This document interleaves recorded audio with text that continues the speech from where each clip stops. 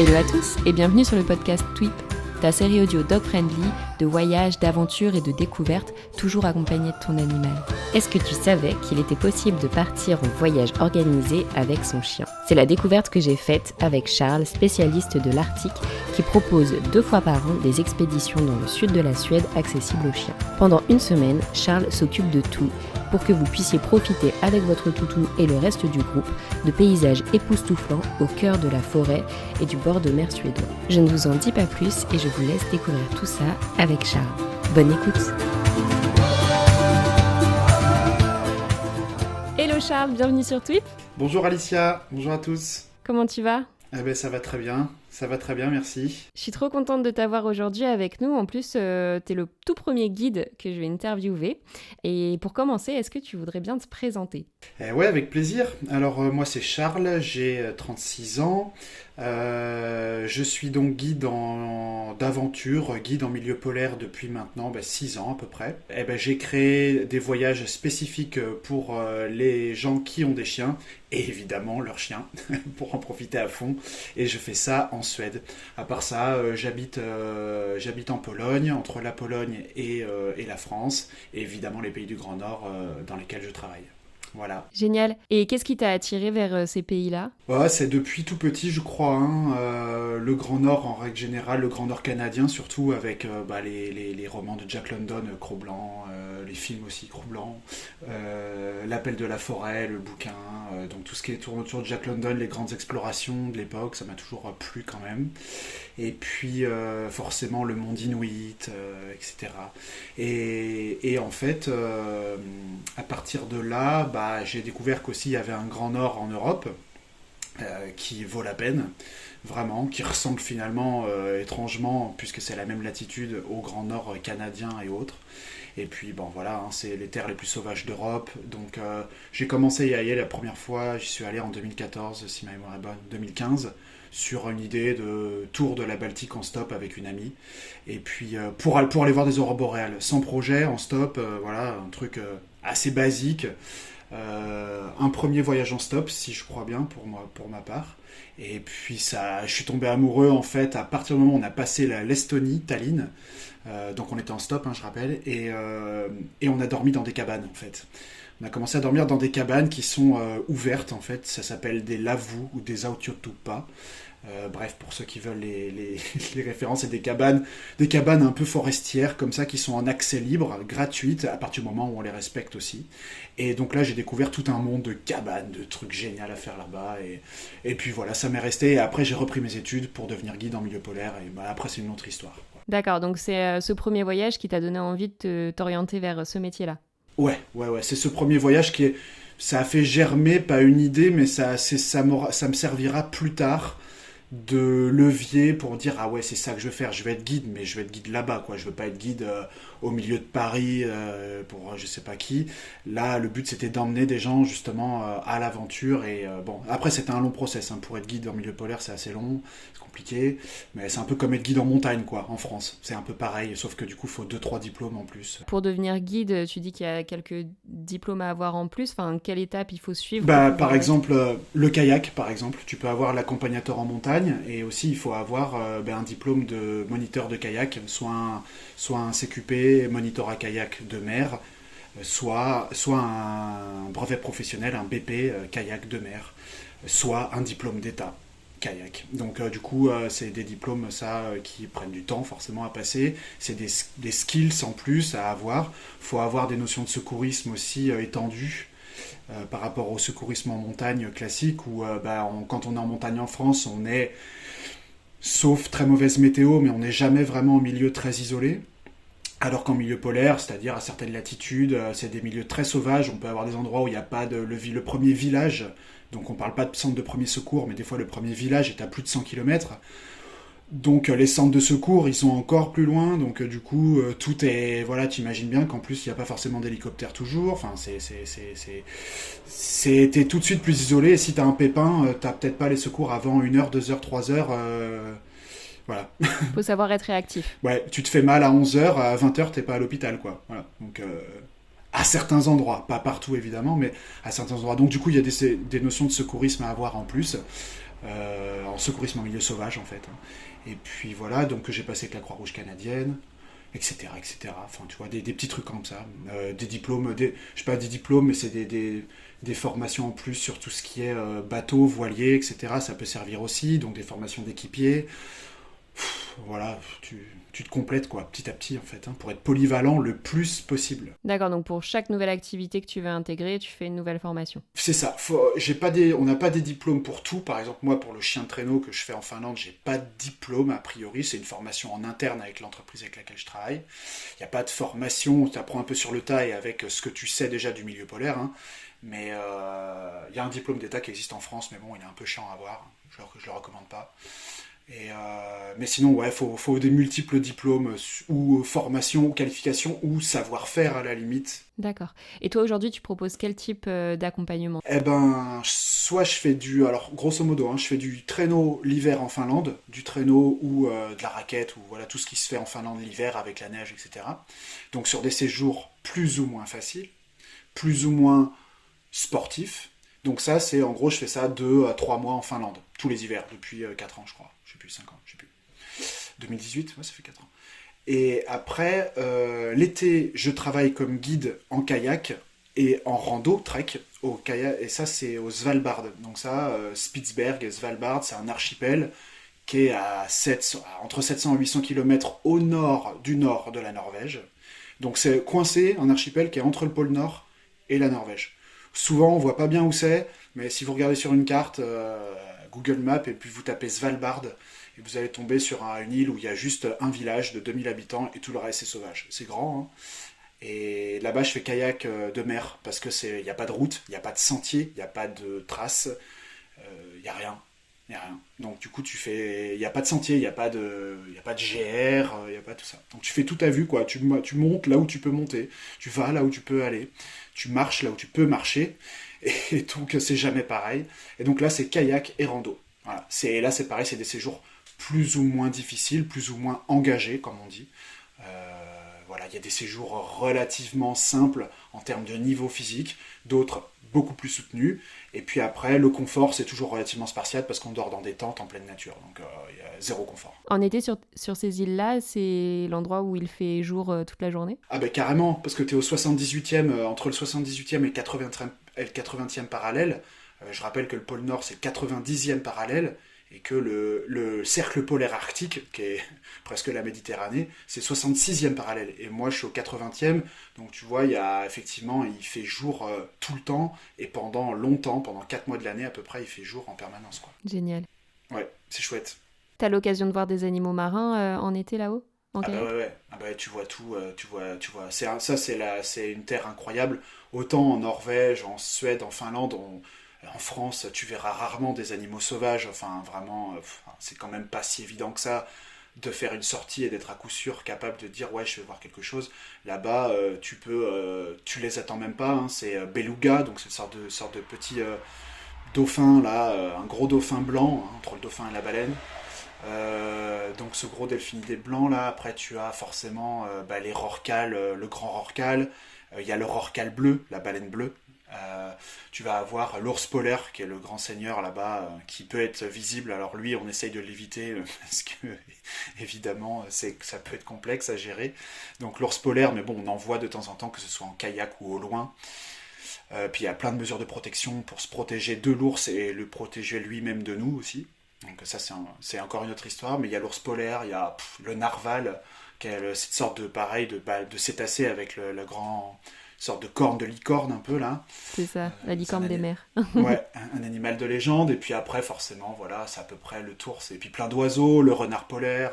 Voilà. Tu vois plein de trucs, quoi. Les morses aussi. Faut les éviter, les morses. En gros, ils sont costauds. Les voyages que tu proposes où on peut venir accompagner de son chien, qu'est-ce qu'on y fait? Eh ben du coup, voilà, hors de ces saisons-là, hors de cette période-là entre l'hiver et l'été, j'ai décidé d'organiser des séjours plus accessible, plus facile, un petit peu plus au sud parce qu'il y a l'accessibilité aussi géographique et aussi l'accessibilité, on va dire, au niveau du confort, quoi. Moi, je voulais faire entre les saisons, donc soit au printemps, soit à l'été, et ou à l'été, non, soit au printemps, pardon, soit à l'automne, faire quelque chose de plus simple.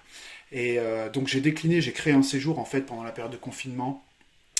Je suis parti parce que j'avais le droit à cette époque-là, j'étais chanceux de pouvoir, vu mon métier, pouvoir exercer une activité. Donc j'ai pu me déplacer en Suède, qui était un pays qui était ouvert à l'époque, et qui a toujours été ouvert d'ailleurs au tourisme, malgré le Covid. Et donc je me suis dit, ouais, écoute, la Suède, Charles, faut monter quelque chose parce qu'on ne sait jamais ce qui va se passer avec le Covid. Donc je suppose que s'il y avait une recrise Covid, la Suède ne fermerait toujours pas ses frontières. Donc du coup, on pourrait toujours aller dans le Grand Nord si on voulait. Et donc j'ai monté un séjour plutôt facile, en termes de niveau physique, avec de la rando, etc. Et j'ai parti repérer, ce qu'on appelle repérer un séjour, pour derrière le créer. Et puis j'ai fait une variante, j'étais sur place là-bas avec une amie qui avait un chien, et puis du coup l'idée est venue de fil en aiguille, hein, de faire une variante aussi. À la base je l'ai créé qu'entre humains, et puis en fait après ça a donné une variante avec chien, qui fonctionne plutôt bien, quoi, parce qu'en fait en termes de logistique c'est quasiment la même chose. Euh, voilà, il n'y a pas beaucoup de différence en fait là-bas. Les chiens n'apportent pas beaucoup plus de contraintes. On n'est pas sur un milieu très enneigé, donc c'est pas dangereux pour eux. Ça serait pas pareil si on était vraiment dans le très grand nord, en plein hiver. Là, tu vois, en termes de logistique, ça serait plus compliqué à organiser ça. Et pour l'instant, je le fais pas parce que, pour plein de raisons, c'est plus compliqué.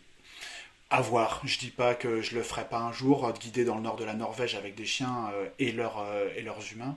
Mais pour l'instant, le sud de la Suède, ça s'y prête bien en automne et au printemps. Voilà. Donc avril et octobre. D'accord, donc si jamais nos auditeurs veulent partir en vacances avec toi en Suède, à quoi ils peuvent s'attendre? Ils peuvent s'attendre déjà à tout et rien à la fois. Il faut pas, quand on voyage dans le Grand Nord, c'est un peu mon leitmotiv, c'est ça que j'essaye d'inculquer aux gens, ou de transmettre plutôt, pas d'inculquer, mais transmettre, c'est n'ayez pas de certitude, soyez ouverts, soyez curieux, etc. À quoi on peut s'attendre par contre, c'est potentiellement la météo, voilà. Il faut pas. Je veux dire, il peut y avoir de la neige, il peut neiger 4-5 cm, mais ça peut ne pas être le cas. Il peut faire beau toute la semaine, mais ça peut ne pas être le cas. Il peut faire très mauvais toute la semaine, mais ça peut ne pas être le cas. En fait, il y a plein de choses. Donc la météo, par exemple, c'est déjà le truc sur lequel, pour le coup, on peut rien en attendre, et à la fois, voilà, ça sera très beau. Aurore boréale, pareil, pas sûr, jamais sûr avec la nature. C'est comme vouloir voir à tout prix un super beau coucher de soleil. On n'est jamais sûr qu'il soit beau finalement tant qu'on l'a pas vu, quoi. C'est pareil pour les aurores. Et je dirais même, en étant tout à fait transparent là-dessus, que c'est pas le meilleur spot parce qu'on est un poil trop au sud, peut-être, pour avoir le maximum de chances de voir des aurores. On est sur la bonne période. En termes de périodicité, l'automne et le printemps, c'est très bien. C'est pas forcément que l'hiver, mais c'est surtout plutôt en termes de latitude. Il faut qu'elle soit forte pour qu'elle soit visible. Voilà. Sinon, une petite aurore boréale, c'est pas plus beau qu'un superbe coucher de soleil, quoi. Donc, peut-être qu'on en verra, mais c'est pas garanti. Et surtout, ce à quoi, par contre, allez, vas-y, je lâche, mais ce à quoi on peut s'attendre, c'est de passer des moments super sympas, quoi. Avec les chiens, avec donc un petit groupe de 7 personnes. Plus, moi je limite à 5 chiens, parce que c'est déjà pas mal, qui peuvent m'accompagner, du coup, tout le groupe en même temps, donc moi plus les autres personnes, ça peut être 4-5 personnes, ou 6 ou 7 maximum, avec 5 chiens maximum, et à chaque fois, un chien par référent humain. D'accord. On ne peut pas venir seul avec 4 chiens, ça c'est pas possible. Même si les chiens ils sont super bien éduqués, même si ça se passe super bien, même si tout ce que tu veux, économiquement ça ne serait pas rentable pour moi parce que je ne fais pas payer les chiens, donc si je bloquais 4 places de chiens, tout malheureusement ce séjour ne pourrait pas avoir lieu. Voilà, il faut être aussi savoir aussi ce qui peut être fait. Et surtout, voilà, le but c'est que chacun vienne avec son chien. Il y a même des gens, alors j'ai Flora, d'ailleurs, petit bonjour à elle, qui vient sans chien, elle. Elle est contente de venir sans chien aussi. Elle en a pas, peut pas en avoir pour l'instant, donc du coup elle vient sur ce séjour mais sans toutou. Voilà. Et puis après vous pouvez venir avec un copain, une copine, votre conjoint, votre compagne, peu importe. Je veux dire, votre maman, votre père, votre fils, s'il a pas moins de 14 ans, voilà. Et sinon, voilà. Donc le but c'est de faire des randos en Suède avec son chien, et puis forcément d'être tous ensemble et puis de créer une sorte de petite meute, quoi. Ok, Donc tu as déjà un programme à peu près de créer pour pouvoir faire ce voyage avec toi? Ah bah oui, carrément. Après, moi, je raisonne toujours un petit peu. Disons que j'ai allé sur. On va faire 6 randos. J'ai une palette, moi, d'une vingtaine, un peu plus de randos possibles. Je fais les randos en fonction du groupe, en fonction de la journée, de la météo, de plein de facteurs. Et je me décide toujours un peu le soir, voire même le lendemain matin, de savoir exactement là où je vais aller pour me laisser une marge de manœuvre et toujours être potentiellement capable de réagir. Mais bien sûr qu'on fait de la rando, aller entre 10 et 20 km par jour, on va dire, pour faire très large. Pour faire très large. Mais c'est minimum 10 bornes, quoi. Minimum, quoi. C'est quand même de la rando. Donc les toutous et les gens, bah, ils sont préparés. Là, j'ai un séjour qui démarre du 22 au 29 octobre. Bah là, on a par exemple Angèle et puis Storm, sa petite Spitz, Épagnol Spitz là. Non, Épagnol Papillon. Là, ils sont en train de s'entraîner. Angèle, elles reviennent de Bretagne. Elles ont fait leur petit 10 bornes par jour pour être sûr que ça le faisait. Parce que c'est un tout petit chien, un Épagnol Papillon. Donc ça a super speed, mais elle n'était pas sûre que la petite Loute, elle puisse faire 10 bornes. Et en fait, tout à fait, si. Et donc, voilà, c'est au minimum 10 bornes par jour. Donc, bah forcément, quand on a un Malinois ou un berger australien ou un malamute, c'est pas un problème 10 km, mais quand on a un tout petit chien, c'est peut-être voilà, c'est quelque chose qui s'anticipe un peu quoi, hein. Même si c'est pas de la grande rando. Au-delà de la taille, voilà, comme tu disais, savoir si son chien est suffisamment entraîné, enfin si c'est un chien qui est pas habitué à bouger beaucoup, ça peut faire beaucoup 10 km par jour du jour au lendemain. Et Alicia, je te dirais aussi que même pour l'humain, pour les personnes, c'est bien aussi qu'ils arrivent à être capables de marcher 10 km par jour, parce que mine de rien, même jeune, tout le monde n'est pas capable de le faire en le répétant tous les jours, hein, honnêtement. Et une randonnée en Suède, ça ressemble à quoi en termes de dénivelé? Parce que 10 km, ok, mais est-ce qu'il y a beaucoup de pentes par exemple? Non, non, il n'y a pas de pente. Alors c'est un petit peu vallonné, donc je te dirais qu'aller pour ceux qui veulent savoir en termes de dénivelé positif, de D+, ouais, si tu vas chercher 200 mètres de dénivelé positif dans la journée, c'est déjà pas mal. C'est un petit peu vallonné le centre-sud de la Suède, c'est très joli, c'est la région des lacs, des prairies et forcément de la forêt boréale, hein, de la taïga. Donc c'est très chouette, mais c'est un petit peu vallonné, mais pas plus que ça, quoi. On va dire que vraiment c'est plutôt plat, on va dire. Et puis après, on se déplace, en fait, on fait ça du samedi au mardi. Et à partir du mardi, on change d'hébergement, on va plus vers le bord de mer. Et là, on fait de la rando, bord de mer, donc c'est un peu plus du saut de cailloux. Les paysages, ça ressemblerait un peu à la Bretagne du Nord, on va dire, l'île Vierge, tout ça, pour ceux qui connaissent, le Finistère Nord. Ça ressemble un peu à ça. Moi, je dirais que c'est encore plus beau, mais je vais me faire taper dessus par les Bretons. Mais ouais, c'est chouette. Le sud de la Suède, c'est varié, c'est joli, c'est un endroit où on va pas trop, où les gens ne vont pas, il y a quand même personne. Donc, c'est prisé des Suédois, mais pas forcément des Européens du sud. D'accord, donc plutôt un bon endroit si on veut éviter les foules. Ah bah carrément. Et en plus, hors saison, il y a strictement personne en fait, hein. Il y a personne parce que les Suédois, eux, ils sont remis au boulot. Ils vont dans cette zone-là plutôt l'été, les Suédois. Ils aiment bien le sud de la Suède et le sud-ouest de la Suède, mais l'été. Et finalement, quand il va en octobre ou quand il va en avril, franchement, il n'y a pas un chat. Donc quand les voyageurs viennent te rejoindre en Suède ou dans les autres pays que tu as cités précédemment, ils te rejoignent, tu les récupères, vous allez donc à l'hébergement. Ouais, le premier hébergement. Et au programme, le premier hébergement et ensuite donc un second comme tu viens de le dire. Donc au programme des randonnées, qu'est-ce qu'il peut y avoir d'autre? Avec les chiens, ça va être essentiellement de la rando. Faire du bateau, c'est un peu plus aléatoire. Je garde pas. Il n'est pas impossible qu'un jour j'agrémente un peu d'un tour de barque ou de choses comme ça. Mais pour l'instant, par exemple, j'ai pas trouvé à coup sûr le loueur de canoë, par exemple, les canoës canadiens là. J'ai pas trouvé de trucs sûrs, donc pour l'instant je le propose pas au programme. Ouais, ça viendra parce que moi j'adore le canoë, j'adore la pêche, j'adore plein de trucs, donc bon, ça finira par venir, mais pour l'instant.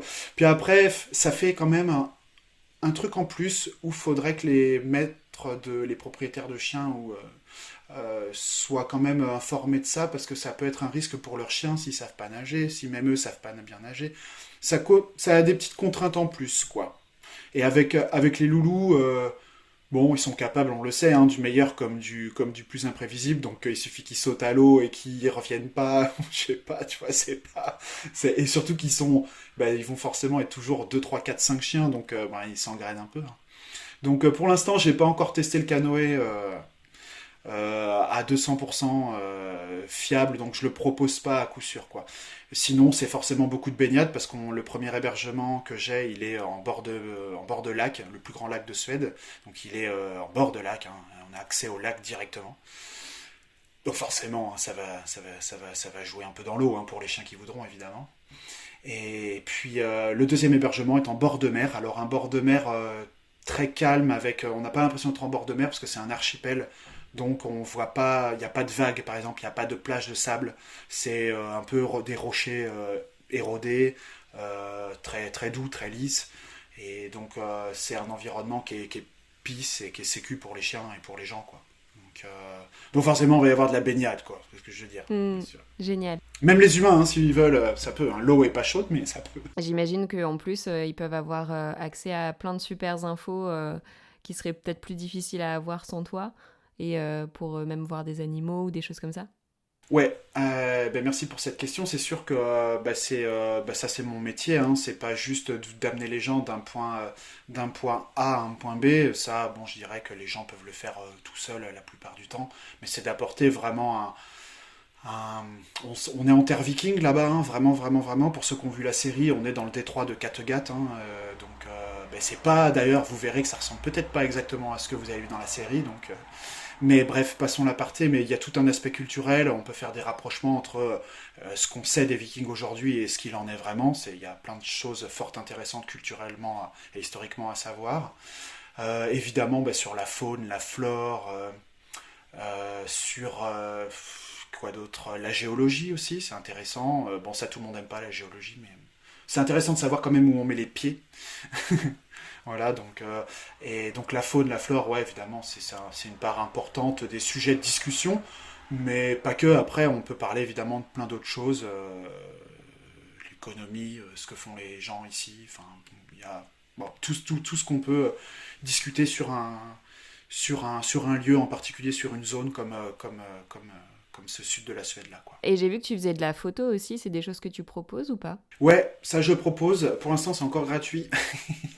Mais je suis en train de structurer ça petit à petit. Mais je propose dans mon séjour de vous prendre en photo. Je suis pas professionnel confirmé, tout. J'ai pas de référence de fou à vous donner. Donc je vous prends en photo gratuit. C'est histoire d'avoir des souvenirs et des moments avec les copains qu'on va avoir sur place. Juste voilà, le but c'est de garder des souvenirs et des bons moments, et voilà, ce sera pas un shooting pro, donc non, pas de session shooting pro, mais voilà, moi j'ai toujours mon appareil avec moi, c'est clair. Non, c'est pas des shootings pro, mais tu fais de très belles images, et c'est toujours un petit Merci. plus de savoir qu'on pourra repartir avec des chouettes souvenirs en Ah, plus. une ou deux ou trois ou quatre, ouais, un truc comme ça. Est-ce qu'il y a des prérequis pour les chiens pour qu'ils puissent venir avec toi? Ouais, très bonne question, parce que les prérequis, ça va être d'être que ça soit un chien qui soit capable qui aime bien aller dehors. Bon, ça en principe c'est pas trop un souci, mais qui aime bien aller dehors et qui aime bien passer la journée dehors, et son humain aussi. Hein, parce que des fois on dit le chien, le chien, le chien, mais c'est plutôt valable aussi pour les humains, parce que finalement les chiens, alors euh, ils sont quand même programmés, ils ont une sorte quand même de robustesse physique, hein, à la base, hein. Moi je trouve. Même des chiens qui sont habitués à être en appartement. Vous n'avez pas besoin de venir avec des manteaux pour vos chiens. Vous n'avez pas besoin, selon moi, hein, vous n'avez pas besoin de venir avec des petits chaussons pour vos chiens, etc. Ne les chargez pas non plus d'un sac à dos. Je pense que c'est pas nécessaire. Portez-le vous plutôt, le sac à dos, plutôt que de faire porter les choses à votre chien. Ça, c'est ma vision des choses. Mais les prérequis, c'est juste que ça soit un toutou, voilà, qui soit capable de faire une belle balade. Voilà, une bonne grosse balade, et surtout que le lendemain, il y a rebalade. Donc ça veut dire qu'il faut pas un chien qui ait 12 ans, quoi. Un chien qui a 12 ans, ça va peut-être être un peu compliqué, même s'il a eu un passé de randonneur alpin, etc. S'il a 12 ans, est-ce que c'est le bon moment pour lui de l'amener là-bas? Je sais pas. Si c'est un chien trop jeune, pas non plus, hein, parce que si c'est un puppy, si c'est un petit loulou là, c'est un peu jeune pour ses articulations et pour son défoulement, et aussi peut-être dans sa sociabilisation, c'est peut-être pas encore tout à fait fini tout ça. Donc là pareil, voilà, à vous de gérer ça. Mais voilà, un chien qui a entre un an et demi, et puis jusqu'à, je sais pas, 7, 8, 10 ans, ça dépend de la, un peu des capacités de votre chien. Voilà, prérequis à la balade et surtout prérequis aussi un peu à la sociabilisation, forcément. Hein, ça, c'est quand même important. Ça, c'est aussi valable pour l'humain. À chaque fois, je fais le parallèle, mais c'est vrai que c'est pareil. Quelqu'un qui ne supporte pas les autres, ne venez pas. Oui, parce que ça Parce que, reste des sorties, enfin des voyages en groupe. ah ouais, on est ensemble. Ah ouais, Alicia, on est ensemble de 7h30, 8h le matin. Jusqu'à ce qu'on se couche 22h quoi à peu près, hein. Fin du repas, on a fait la vaisselle tous ensemble, tout ça, c'est pas, ça se finit, ouais, là, les journées sont bien remplies, hein. Moi je suis avec vous, grosso modo tout le temps pour timer tout ça, mais parce que c'est important de le timer, sinon ça se finira encore pas. Mais ouais, c'est des bonnes journées. Donc du coup, sociabilisation. Et pour les chiens, bah, c'est pareil. Il faut des chiens qui soient capables d'avoir, je crois, des temps d'action, des temps de défoulement, pas de problème, de l'énergie, ça c'est pas un souci. Il faut que ça soit aussi capable, un chien qui soit capable d'avoir ses temps calmes, d'être capable de se mettre dans son temps calme ou que son humain le fasse se conditionner dans des temps calmes. Ça veut dire que, voilà, quand on est dans la maison, les chiens, il faut qu'à un moment donné, ils soient capables aussi de rester un petit peu plus tranquilles, peut-être, si on est sorti toute la journée. Voilà, faut pas que, voilà, il y a des choses où il faut être capable. Après, tout n'est pas parfait, on est bien d'accord, il y aura forcément, et il y a forcément pour l'avoir vécu, des choses où, bon ben voilà, c'est un peu plus sport des fois, et puis c'est comme les chiens, c'est un peu comme des enfants parfois, où, voilà, hein, ça, c'est pas, il y a des jours différents.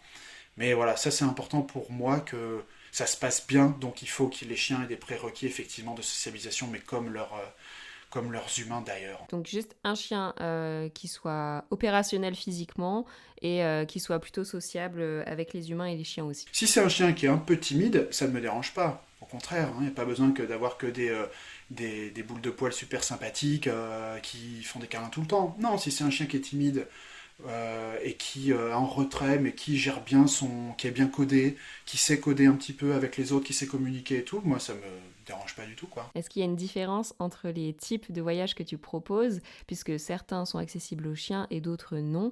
Par exemple, si une personne se pose la question de si elle préfère venir avec ou pas, quels sont un peu les points de comparaison? Ah ben, compte que clairement, tout ce qui est Svalbard, tout ce qui est Finlande, etc., c'est sans chien, ça clairement. Et ce que je propose, parce que ça je le fais avec une agence tierce qui s'appelle 66 degrés Nord, donc pour ceux qui connaissent peut-être, qui propose des voyages d'aventure. Après, par contre, moi perso, je propose ces séjours en Suède. Ce séjour en Suède, il se fait donc, comme tu as dit, sans chien ou avec. La différence, ça serait que sans chien, on marche un peu plus et il y a un petit peu moins d'inertie dans le groupe. Ça serait la seule différence qu'il peut y avoir. Franchement, on rigole moins, mais il y a moins si on veut, du calme, de la tranquillité, se retrouver soi-même. On va venir sans son chien pour ceux qui veulent ça parce que forcément on est concentré sur soi et pas on reporte pas sur quelqu'un d'autre. Par contre avec les chiens on se marre plus quoi, clairement. C'est pas pareil quoi. Et C'est puis eux qui mettent forcément, l'ambiance. ah bah ouais, parce que bah oui, forcément le chien c'est le facteur X, hein, c'est clair, c'est ce qui fait, c'est ce qui fait tout quoi. Donc c'est pas le même projet en fait. C'est pas du tout le même projet. On peut aussi se retrouver soi-même sur le séjour avec les chiens, mais ça sera quand même moins facile, je pense, parce que forcément faut penser, enfin c'est pas pareil quoi. C'est pas le même projet. Je pense que c'est pas le même séjour. D'accord. Et c'est rigolo parce que t'es la première personne que j'interviewe qui a pas de chien, au final, et de faire ce genre de sortie, ça te donne pas envie d'en avoir un? Non, clairement pas. J'en ai eu un chien, j'ai eu une chienne, Warda, hein, on l'a gardée, Warda, à 16 ans. Donc, non, ouais, elle aurait adoré ça. Moi, je l'emmenais partout, hein, à la pêche, elle venait tout le temps. Bon, elle me foutait, elle sautait dans l'eau tout le temps, donc c'était compliqué de pêcher parfois. Mais bref, elle adorait nager, les bouts de bois, tout. Enfin, elle adorait ça. Elle adorerait ce séjour. Le truc, c'est que maintenant, j'ai une vie qui est complexe, que je peux pas imposer ma vie à un animal de compagnie qui aurait des difficultés à être avec moi, tout simplement. dans le sens où je serais quand même assez absent, donc ça serait compliqué de- d'imposer ça. Alors, du coup, je préfère depuis que j'ai pu Warda de ne pas avoir de chien. Par contre, j'en ai un peu par procuration, parce que je suis quand même guide musher en Finlande, donc j'en ai 230 qui m'attendent là cet hiver, donc c'est pas les miens, c'est ceux de personne, mais c'est un peu ceux à tout le monde. Donc c'est encore mieux presque, parce que finalement que moi je parte à la fin mars, que quand j'arrive ou quand je pars, en fait, finalement, je suis pas sûr qu'ils me reconnaissent tous à fond, même si ça fait plusieurs années que j'y vais. Et puis, quand je pars, en fait, ça leur est égal que ce soit quelqu'un qui me remplace. C'est pareil à partir du moment où ils donnent des choses positives.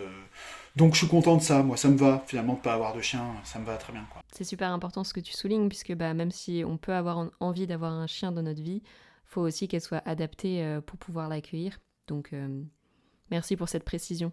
Ouais, j'en prie. Mais c'est vrai qu'il y a trop souvent le coup de cœur, hein, malheureusement. Je vois certains chenils, certains... voilà, c'est dommage. On entend beaucoup de... C'est un sujet qui devrait franchement, si possible, ne pas en être un, quoi. C'est Mais clair. bon, bref, c'est un aparté, mais... Je suis 100% d'accord. Question pratique. Donc, pour venir dans les pays nordiques avec son chien, est-ce que, enfin, il y a des papiers à avoir en particulier, un check-up chez le vétérinaire, etc. Ouais, carrément. Il faut le vaccin, il faut l'antirabique à jour, quoi. Ça me paraît pareil être du bon sens, hein. Et puis il faut sortir même si ça peut ne pas être demandé par les autorités là-bas, que vous veniez en avion, en voiture ou en train, à Göteborg, là où je vous récupère, vous n'êtes pas, on pourra ne pas vous, peut-être qu'on va rien vous demander en termes de documents, mais ayez quand même le passeport du chien, en fait, européen. Sachant que le passeport, c'est 13 € environ et que c'est valable à vie. C'est pas comme les passeports humains. C'est pas comme le nôtre qui est valable 10 ans. Vous, de votre côté, soit votre passeport valide, soit votre carte d'identité valide. Sinon, c'est pareil, on peut vous refuser l'embarquement, on peut vous refuser tout quoi que ce soit, hein, c'est pareil. Et t'as remarqué, hein, je fais toujours le rapport avec les gens, mais c'est vrai que Oui. Non, mais c'est important, hein, c'est valable important. pour les deux. Ouais. Et donc, ça, les papiers à jour, ouais, donc le passeport et le vaccin antirabique, ouais, c'est bien. Pour l'humain? Non, pour pour le chien. J'étais partie sur l'humain, donc je fais... j'ai Désolé. Pas de souci.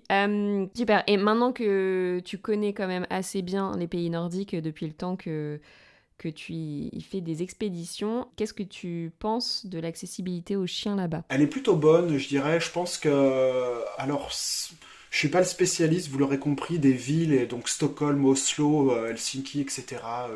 Et les villes secondaires, je les connais pas forcément très bien. J'y transite souvent pour à l'aéroport, etc. Et j'y suis allé aussi, mais c'est pas... Je dirais que c'est comme en France. Et je dirais, aller peut-être même un poil plus cool où il faut à chaque fois demander, c'est pas toujours écrit, pas de chien, etc. Faut demander, c'est au cas par cas. En ville, c'est pas forcément... faut demander. Je dirais qu'en ville, c'est moins simple qu'en campagne, quand même, parce qu'il y a moins de... ils ont plus le choix de savoir, de savoir qui veulent recevoir, les propriétaires d'établissements. Donc du coup, ils peuvent refuser plus de monde et potentiellement, si tu as un chien ou un gros chien, ou voilà, ils peuvent dire ouais, non. Bon, bref. Donc ça, c'est pour la partie ville. Après, pour les bâtiments autres, honnêtement, c'est au cas par cas et c'est pas pire qu'en France. En termes d'outdoor, donc pour tout ce qui est du dehors, là, par contre, c'est carrément mieux qu'en France. Ok. En France, franchement, l'accessibilité à la nature, il est zéro, mais il est zéro pour les chiens, mais il est zéro pour les humains, bien souvent. Moi, je vois là, tu vois, je suis dans la propriété de chez mes parents. Très rapidement, je me retrouve sur des chemins ou des trucs, propriété privée, ne pas rentrer, propriété de chasse. Enfin, tu vois, c'est extrêmement compliqué. Et donc forcément, pour les chiens, on en rajoute une petite couche. Si tu vas sur une plage, plage interdite aux chiens, nanana interdit aux chiens. Enfin bon, bref, on peut aller nulle part. En France, tu peux aller partout, nulle part, sauf sur l'eau, où c'est un res communis, c'est un bien commun, et tu peux aller uniquement que sur l'eau. L'eau est un bien commun, sachez-le. Donc votre chien, dans la rivière, il a le droit de faire ce qu'il veut. Donc bref, en France, c'est compliqué. Là-bas, il y a le total inverse qui s'appelle l'Allemansrat, et en Suède, notamment, c'est ce qu'on appelle, ça se traduirait par le droit d'accès à la nature. Et donc, ce qui fait que vous allez voir, tu regardes en France, hein, toutes les propriétés, toutes les maisons ont des barrières, des portails, des grillages, tout ce qu'on veut. Allez en Suède et vous allez compter les barrières, hein. Ça va être compliqué, hein. On va pas en faire beaucoup. Voilà. Donc ils ont des maisons sympathiques, etc. Ils ont des voitures sympathiques, mais ils n'ont pas de barrière, ils n'ont pas de grillage, ils n'ont pas de propriété privée, etc. Puisqu'en fait, il y a ce droit d'accès à la nature, et que donc, à partir du moment où tu es respectueux et où tu passes pas à 5 mètres de la maison, alors qu'il y a un grand terrain, si tu passes pas à 5 mètres de la maison exprès, bah, tu peux aller sur le terrain de la personne, il n'y a aucun souci, quoi. Euh, alors évidemment, tu vas pas t'arrêter sur le terrain de la personne, tu vas pas camper sur le terrain de la personne. Mais évidemment, et on fait tout, on essaye de faire tout à moins de 100 mètres, faire attention à être à jamais moins de 50, 100 mètres des habitations, ça paraît être une évidence, mais des fois il y a il y a des terrains qui appartiennent aux gens sur lesquels on va passer en randonnée, et il n'y a aucun souci, quoi. Et donc en ça, franchement, c'est top. Alors après, pour tout ce qui est parc national, là pareil, en France, pour avoir des copains garde-moniteurs dans les parcs nationaux et autres, et des copains qui guident en montagne, en France, c'est bien souvent dans les parcs nationaux, c'est interdit d'amener son chien, bah, pour des raisons évidentes de, de savoir-être souvent des gens qui amènent leur chien, qui pensent que laisser leur chien, etc., là où il y a des marmottes, etc., c'est une bonne idée. Non. Un chien dans un parc national, ça doit être en laisse. Un chien, c'est des nuisances olfactives pour les animaux, c'est une nuisance sonore pour les animaux sauvages, c'est une nuisance, et d'élevage aussi d'ailleurs, hein, les moutons, etc. Et bref, le chien, ça peut être une nuisance comme l'humain peut en être une. Et donc, la différence, c'est que dans les pays nordiques, ils ont cette... Allez, je vais un peu être dur, mais un peu cette éducation en plus. Enfin, ce respect de la nature, vraiment, pas sur tout. C'est pas tous des écologistes, loin de là, mais ils ont ce respect et ce savoir-faire avec la nature, en fait, qui font que, bah, par exemple, on va retrouver dans certains endroits des endroits pour faire du feu. On va retrouver des haches, une scie, une hache, du bois, et ça reste en permanence depuis 30 ou 40 ans. C'est la même hache depuis 30 ans. En France, elle resterait peut-être pas longtemps, la hache en pleine nature, comme ça, elle serait forcément... bon, je vous fais pas la conclusion, mais ce serait compliqué. Les petites cabanes dont je te parlais, qui étaient gratuites, en France, on s'en servirait pour... ça servirait pour des choses qui sont pas faites pour, des Bah, soirées, t'as des trucs quelques comme ça. gîtes quand même qui Ouais, sont accessibles. Je sais pas, quand tu fais le GR20 par exemple, ouais. quand c'est hors saison, ils sont ouverts et il y a C'est personne pour les ça. garder. Bon, eh ben voilà. Après, il y a des gîtes, dans ça pour évidemment en avoir fait quelques-uns, pas sur le GR20, mais il y a quelques gîtes qui sont quand même en mauvais état en France, où franchement c'est un peu ça. À l'inverse, en Suède, c'est très propre. En D'accord. France, des fois, c'est un Hmm. petit peu. Il y a une ou deux soirées de passer là-dedans, quoi. Ça se voit, quoi. Ok. Là-bas, c'est non. Et du coup, bah, forcément, les Suédois et les Nordiques en règle générale, bah, ils ont moins puni, ils ont moins sanctionné l'accès à la nature. Donc, bah, ton chien, même dans un super parc national, avec des élans, avec des bœufs musqués, avec des oiseaux, avec une faune ultra fragile, bah, tu peux y aller avec ton chien, s'il est en laisse. Ok. Et en dehors des parcs nationaux, tu peux lâcher ton chien. Bah là, pareil, c'est du bon sens. S'il a pas le rappel, et si c'est un chien qui divague dès que tu le lâches, c'est peut-être pas une bonne idée de le lâcher, quoi. Ça, c'est pareil. C'est du bon sens, en fait, simple, quoi. Voilà. Et ça, justement, c'est possible de venir en voyage avec toi, avec un chien qu'on peut pas lâcher, par exemple, et qu'on garderait en laisse tout le long? Bah ouais, carrément. Bah, ça peut être du coup un super partenaire de Canirando, si c'est un chien qui est habitué à tracter. Si c'est un chien que vous n'arrivez pas, d'ailleurs, hein, pour info, hein, à faire, pour faire moi de la Canirando, donc dans le Grand Nord avec les chiens, là, c'est-à-dire que les chiens te tractent en fait avec une longe et puis un harnais. Si votre chien il marche pas au pas, c'est pas grave, hein. Faites-le tirer, quoi. Au contraire, faites-le tirer, quoi. Enfin, aidez-vous tous les deux. Voilà, vous voulez pas vous attendre, bah marchez en vous faisant tirer, quoi. Et donc du coup, bah, si c'est un chien que tu peux pas lâcher, carrément Canirando, ou tout simplement marcher en laisse avec une longe plus ou moins longue, une laisse, une longe plus ou moins longue, peu importe. Mais à partir du moment où c'est sous contrôle, où c'est géré, où le chien il est habitué, il est dans son confort en étant comme ça, je préfère quelqu'un qui ait son chien en longe ou en laisse et que les deux, le binôme, soit à l'aise, plutôt que tenter de faire un essai ce jour-là, pendant qu'on sera en vacances, de dire oh, ben, j'ai jamais essayé, mais je vais voir ce que ça donne. Non, pareil, faites-le avant. Faites-le avant. Et puis au contraire, si le chien peut pas être en liberté totale, bah, c'est pas grave. Finalement, il n'y a pas tant de gens que ça qui sont capables de lâcher leur chien en permanence. Il y en a Oui, par c'est contre vrai. pour qui c'est important de jamais l'avoir en laisse. Mais bon, ceux-là, ils ont bien bossé, ou ils ont eu de la chance, ou j'en sais rien. Mais en tout cas, ça marche et tant mieux pour. Oui, c'est un peu de tout. Évidemment, il y a de l'éducation, mais certaines fois, enfin, voilà, on peut être face à un chien qui a plus de peur qu'un autre. et pour lequel ça va être beaucoup plus compliqué ou beaucoup plus long à faire apprendre. Et c'est pas un problème, comme tu le dis, faut juste s'adapter. Donc si je peux conclure, les personnes qui seraient intéressées pour partir avec toi en voyage, donc s'ils veulent quelque chose d'un peu plus sportif, d'un peu plus immersif, c'est plutôt sans leur chien. Et s'ils veulent plus partager une aventure incroyable avec leur animal, là ça va être sur les 2 sessions que tu proposes, donc au printemps et à l'automne, on peut venir avec son animal et rencontrer en plus d'autres personnes qui, elles aussi, aiment voyager avec leur chien. Ah ouais, donc 2 projets, deux voyages un peu différents. Ceux qui veulent venir effectivement avec leur chien, là on est un peu plus, avec des gens qui nous rencontreront, je pense avec des chiens. Le but, c'est vraiment, je vous invite à venir. Alors pas en octobre prochain parce que c'est complet. Mais comme il y a déjà des places de réservées, il y a déjà des départs confirmés pour avril 2023, et j'ai même déjà 2 réservations pour octobre 2023, donc dans plus d'un an. Donc c'est un séjour que je vais pas faire beaucoup parce que je veux que ça reste un plaisir pour moi à organiser. Et donc je vais le faire normalement peut-être 2 sessions, je pense, en avril prochain. Et puis il y aura peut-être 2 sessions aussi en octobre 2023. Donc pour aller voir ça, il faut aller sur mon site internet ou je sais pas, sur mes réseaux sociaux. Ouais, on mettra tous les liens dans la description. Il y a les prix, il y a tout ça évidemment, tout ce que ça inclut, tout ce que ça n'inclut pas. Et après, si ça vous intéresse, vous me contactez et moi je vous envoie en plus de ça une fiche technique, c'est-à-dire un PDF en fait d'une 20aine de pages, assez light quand même en écriture, je vous rassure, et avec vraiment des informations en plus techniques qui vont pratico-pratiques, qui vont vous servir, savoir les cartes d'identité, les documents du chien, tout ce qu'il faut, la boue, la nourriture du chien, comment je fais. Ça répond normalement cette fiche technique à un maximum de questions qui ne sont pas sur les réseaux sociaux ou sur le site internet. Oui, pour vraiment avoir l'accompagnement complet et que vous ayez à vous occuper de pas grand-chose au final. Est-ce que tu veux nous dire un peu plus, du coup, qu'est-ce que ta prestation comprend ? La prestation, elle comprend que je viens vous récupérer à Göteborg. Donc à Göteborg, c'est dans le sud de la Suède, c'est accessible facilement depuis Paris ou la Suisse par exemple, ou même Bruxelles, parce qu'on a des... je m'adresse uniquement aux francophones, mais donc ça s'adresse aux Suisses, aux Belges aussi évidemment. D'ailleurs, je crois que j'ai 3 Belges en octobre là avec moi, donc ça fait quasiment 50% du séjour et belge. Salut les gars. Et après, donc je récupère les gens à Göteborg. Je les récupère donc le samedi, à peu près quand ils arrivent, donc fin de matinée, début d'après-midi, fin d'après-midi, ça dépend. Ils arrivent en avion pour ceux qui ont des petits chiens ou ceux qui ont un grand chien mais qui ont voulu venir en soute.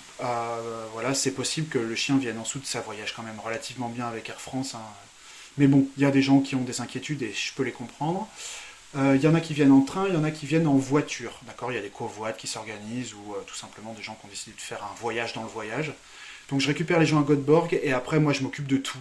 Donc à partir du moment où ils ont payé la prestation, moi je m'occupe de tout quoi. C'est-à-dire que je vais les récupérer. J'ai moi un minibus, un Volkswagen que j'ai pour un 9 places pour pouvoir organiser tout. Donc que les chiens qui peuvent être dedans, j'ai aussi une remorque couverte, une bonne remorque pour mettre les bagages, etc. Et puis après, on va dans notre premier hébergement du samedi au mardi matin, dans le sud de la Suède, près du lac. C'est une grande maison, très grande, il y a 10 chambres je crois, c'est immense. Une maison typiquement suédoise nordique, on ne peut pas faire plus cliché que cette maison-là, qui est gérée par une association, qu'on ne verra pas l'association, mais elle est gérée par. Et puis après, c'est rando, photos, balades, on se prépare la bouffe ensemble, les loulous ils mangent, on les sort une deuxième fois dans la journée, etc. Enfin voilà, la vie autour d'eux. Et puis après, nous on se fait un petit apéro, un petit débrief, voilà. Et du coup, tu as déjà fait les courses en préalable, etc. Ah ouais, tout est fait pour que, allez, si j'ai un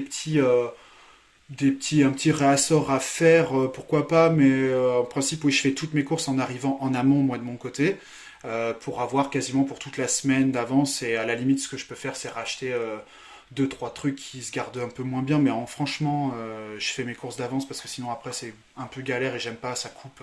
Après les gens aiment bien aller dans un supermarché pour voir ce que ça donne aussi, c'est toujours intéressant, puis ils prennent des petits souvenirs, mais ouais. Et après donc le mardi on va vers notre deuxième hébergement bord de mer, rando, voilà, et puis les débriefs du soir, l'apéro du soir, Je prévois pas l'apéro, moi, personnellement. C'est interdit. Mais si les gens veulent ramener, profiter et faire un petit... Alors, on fait pas de soirée non plus. C'est pas le but. Mais voilà, un petit verre, un petit apéro le soir, c'est sympa en débriefant de la journée et en briefant la journée du lendemain. Ça, c'est cool.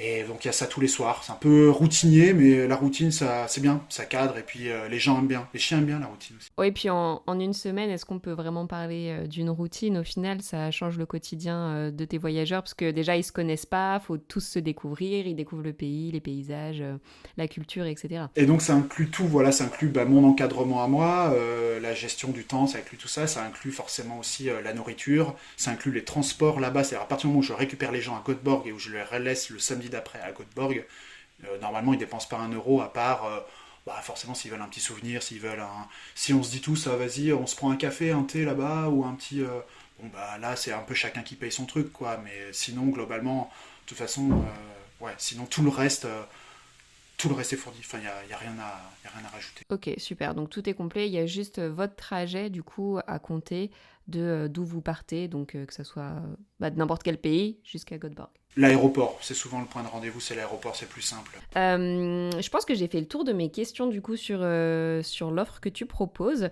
Est-ce qu'il y a des choses dont on n'aurait pas encore parlé que tu aimerais partager à nos auditeurs? Là, comme ça, je te dirais que déjà, je voulais te remercier pour le travail que tu fais, pour l'application, là, vraiment. J'ai écouté les podcasts j'ai oublié leur nom, là. Mais on est très nordique en ce moment sur tes podcasts, Alicia, là. C'est Camille, Senia, là, le petit chat, et puis le Labrador, c'est ça, là, ou le Camille, Retriever. Nicolas, Senia et Loki. Ouais, donc je vous invite à les écouter. Après, on a Alexiane, j'ai oublié son nom. Avec Alexandra et Kinaï. Enfin bref, on a des podcasts qui sont sympas à réécouter. C'est très gentil, merci. Et puis ouais, l'appli elle est bien faite. J'essaierai moi de mon côté de participer, je te l'ai dit l'autre jour, de participer en mettant des lieux dog friendly qui le sont vraiment. Du coup ça sera en Suède pour ma part, pour ma participation. C'est super, c'est une carte monde, donc effectivement on peut avoir des lieux partout dans le monde. Ouais, donc ça franchement c'est une bonne, c'est top comme action, ce que tu fais, c'est bien fait, l'appli elle est bien faite en plus, donc vraiment bravo. Et puis voilà, ça donnera plus de possibilités de venir, de partager encore des choses avec les chiens là qu'on adore. Franchement, on se marre tellement. Enfin, bref, voilà. J'espère vous voir aussi un de ces jours. N'hésitez pas à me poser des questions si vous avez, venez vers moi et puis je me ferai un plaisir. C'est très gentil, merci beaucoup pour ce petit commentaire de fin qui me touche beaucoup. Si vous voulez poser des questions à Charles directement, t'es joignable, il me semble, donc sur Instagram ou sur ton site internet, c'est ça ? Ouais, c'est ça, donc Charles Ariza Guide Polaire sur Instagram, et puis après sur le site internet, c'est www.charlesariza.com. Voilà, donc là, il y a pas mal d'infos, enfin, par mail, par téléphone, vous me joignez comme par tout ce qui est possible, il n'y a pas de problème. N'hésitez pas. Super, je mettrai tous les liens dans tous les cas en description, et si vous êtes juste curieux, vous pouvez aller jeter un œil à son Instagram, les photos sont vraiment très très belles. Merci, c'est gentil. Merci à toi en tout cas pour ce moment, c'était très très chouette, et puis je te dis à bientôt. Merci à tous, ciao. Merci beaucoup d'avoir écouté cet épisode jusqu'au bout, ça me fait très plaisir. J'espère qu'il t'a plu, et si c'est le cas, n'hésite pas à laisser une note 5 étoiles sur la plateforme de ton choix. Si tu découvres Twip en même temps que cet épisode, Twip, T-W-I-P, est une application dog-friendly qui te permet de découvrir plein de spots accessibles aux chiens en France et ailleurs. Tu peux la télécharger sur le store de ton choix, dès maintenant, elle est 100% gratuite. On propose également un guide de voyage pour avoir toutes les astuces pour emmener son chien facilement avec soi, que tu retrouveras sur notre site internet www.twip-app.com. En attendant, nous on se retrouve sur l'Instagram de Twip pour faire connaissance, et je vous dis à très bientôt.